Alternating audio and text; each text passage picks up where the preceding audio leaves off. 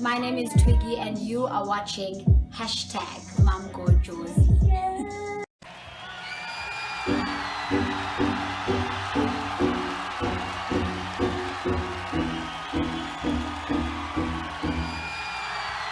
If you are what you say you are, a superstar, then have no fear.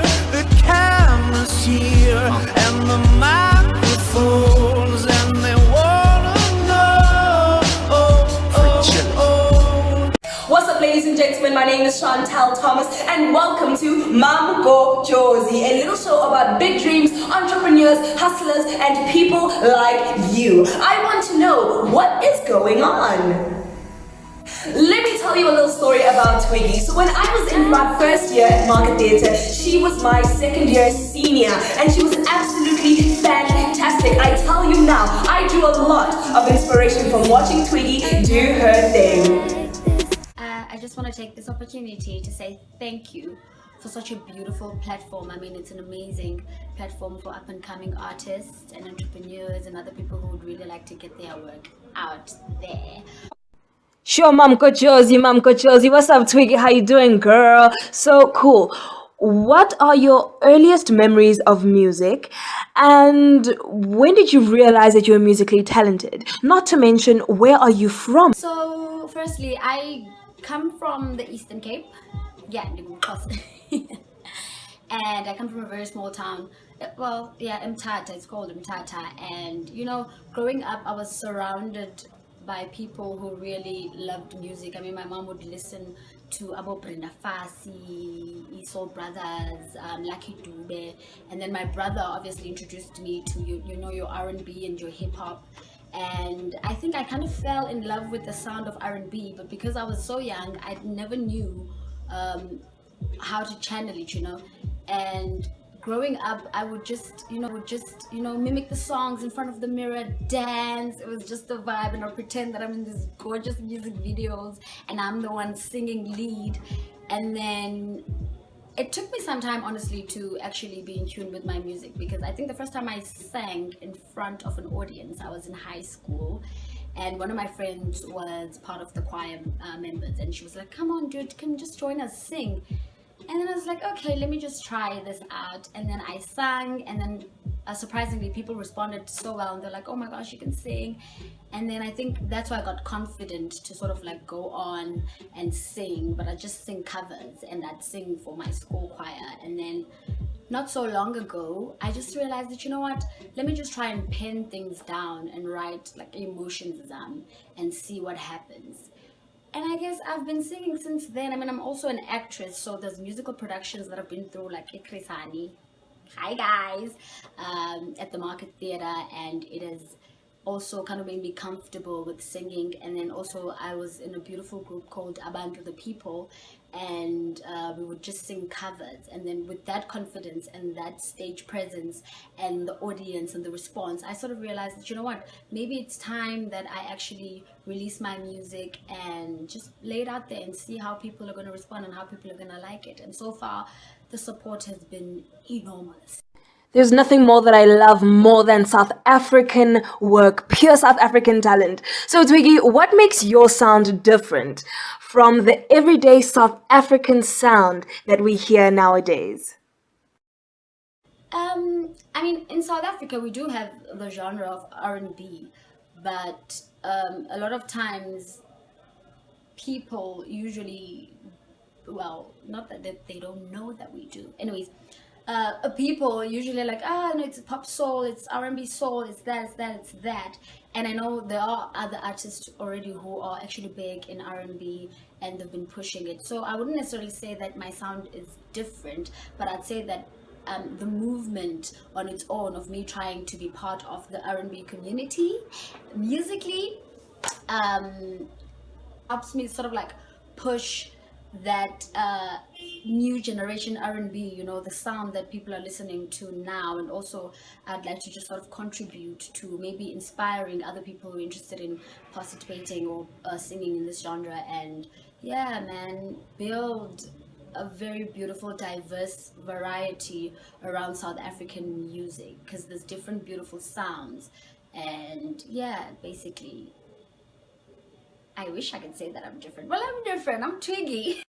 That's very true, Twiggy, and there is only one of you. So, Twiggy, what role do you want your music to play in society? What is the influence behind your music? Are you the voice of the voiceless? Are you a lover? What is your influence with your music? Want to inspire other young artists, who are interested in singing in general, who are interested in creating music, to sort of be like, we are here, we're gonna support. You're not the only person.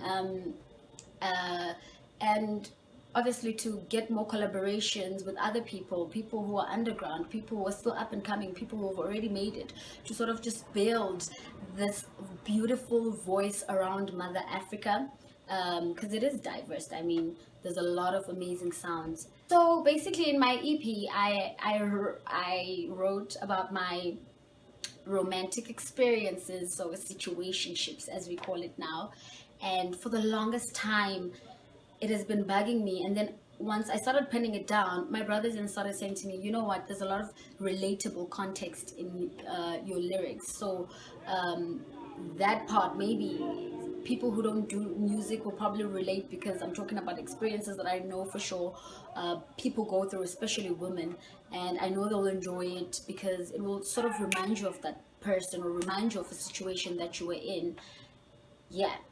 Girl, situationships, memories, reminders, I know all about it. So tell us more about Lifeline. What is it all about? Where does it come from? And who is the team behind this amazing EP?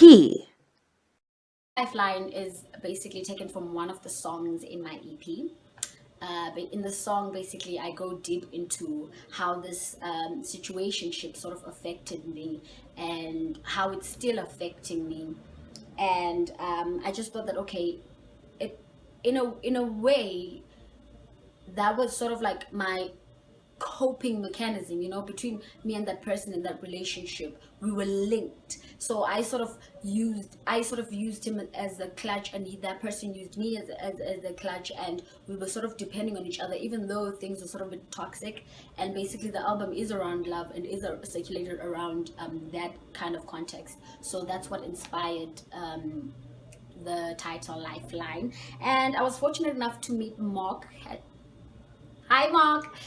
He's an amazing beat maker, and then my brother also is an engineer, so a sound engineer. So together we sort of sat down and collaborated, and they were like, listen, take the lyrics that you penned down and let's mash it with a bit of beats, and then let's see what comes up. And then with that, there was the inspiration to be like, okay, there's potential here, there's good sound music that's coming. How about we just do this and release your EP? And I was like, yeah, definitely. So I was fortunate enough to meet those people, amazing people, and hopefully in the future I'll be able to collaborate with a lot of other artists and sort of give you guys beautiful, relatable music. Yeah, the process is kind of tricky. I started making music professionally, as in like in a studio, last year. There were people who would just approach me and be like, can you just do a hook in the song? Can you just fuck a bridge, maybe chorus nyana or backup vocals? And with time I was like, oh, actually this is not rocket science. I can actually do this. And yeah, I was like, let me just go for it. And the process has been amazing, honestly. Stressful at times, because we are so stuck in perfection and perfecting the sound and perfecting does it sound right, is the mixing okay? But with time it comes easy, or let me not say easy, it comes organically, and it's a very beautiful experience. Definitely. And on your path to excellence, we should always keep our head high. Thank you so much, Twiggy, for joining us. So, Twiggy, can you give us a few last words of inspiration to anybody who is watching this right now, who may need a little voice of comfort?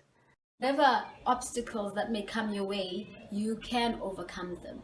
Just stay positive. Surround yourself with people who understand you, people who are about your dreams, people who believe in you. People who believe in you. That's very important, to have a support system, so that when you're losing your mind, or you're feeling insecure, or you're feeling like backing down, there's someone you can talk to who can be like, no, Ndwana, you really tried, like you really worked so hard to be here. Yeah, just send a quick shout out to East, a quick shout out to Mark and Mr. Gog. Thank you so much, guys, for the support. Thank you so much for the drive, for the inspiration.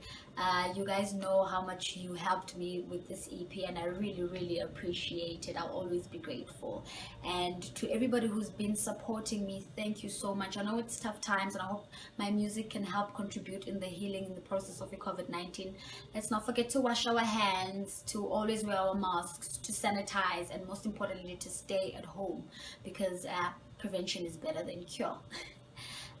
Please find my details below: Facebook, Instagram, Twitter, and let's talk more. Support. I'll keep on sharing information as always. Thank you so much. This is Twiggy, and you are watching. Heart in your soul, we've grown old, but Ladies and gentlemen, thank you for tuning in to Mamgojozi, another hip and happening show. Today we had Twiggy in studio and it was absolutely fantastic. She spoke all about her music. Now please look out for that link because baby girl is coming through with the flames. My name is Chantal Thomas. This was Mamgojozi and thank you for tuning in. You are fantastic. time to be Drop a where little bit I of am. It takes years to build. Put a smile on my face, yeah. Make me melt away, yeah. You make me feel safe, ooh. You make me feel safe. I ain't gotta do a lot. I ain't gotta push so hard. I ain't gotta move so fast. Put a smile on my face, ooh. Make me melt away, yeah. You make me feel safe, ooh. You make me feel safe. I ain't gotta do a lot.